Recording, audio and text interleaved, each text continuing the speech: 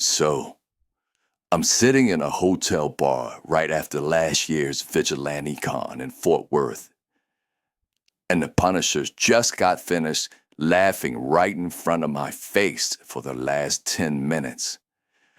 I'm talking that kind of laughter where you can't even breathe, tears rolling down your face, laughing so hard you make other people laugh just looking at you. It's infectious, like AIDS in the 80s, or Greek people in Greece retiring at 36 and Titanic in the economy.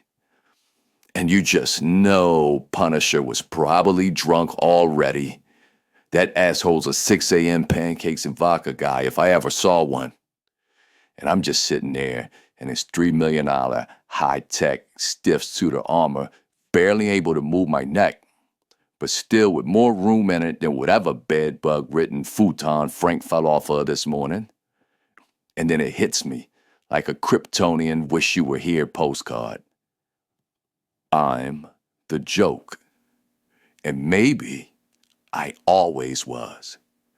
Maybe filthy Frank Castle's got a point that the Joker's always known. I'm the predictable punchline. The billionaire dad joke. And I'm just the last one to get it. If I can't successfully stop a clown with exploding cigars and boric acid corsages, a perpetually manic steroid-zealous luchador, or a guy that's basically made out of mud, which on a whole other note, why are they putting a guy like Clayface in a facility with pedophile ventriloquists, Alice in Wonderland imitators? You got a schizophrenic guy who thinks he's Zeus next to a man who can shapeshift into anything or anyone as living mud with no discernible human organs is functionally immortal and invulnerable.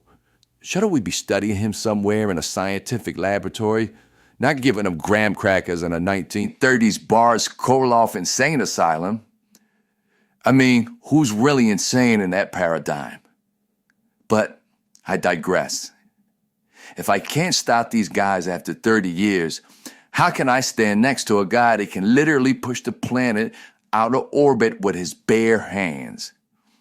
Or a guy that can make a 500-foot-tall Godzilla out of nothing but green light and willpower? I mean, I'm basically an acrobat that's good, but not gold medal good, mixed with an amateur MMA Muay Thai coach.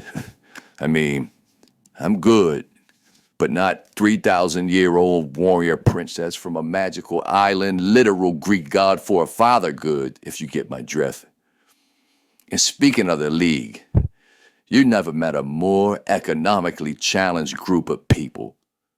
All that power at their fingertips, and damn near each one has a day job paying less than 50 grand a year. I mean, I don't even think Aquaman has a job at all. Yeah, you're the king of Atlantis, but ask me this. How often are we all underwater fighting shark people and drunk krakens?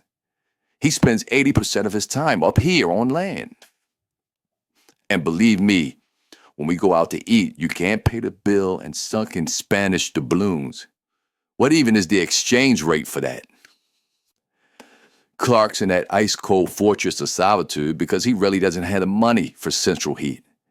He literally needs the sun for his powers.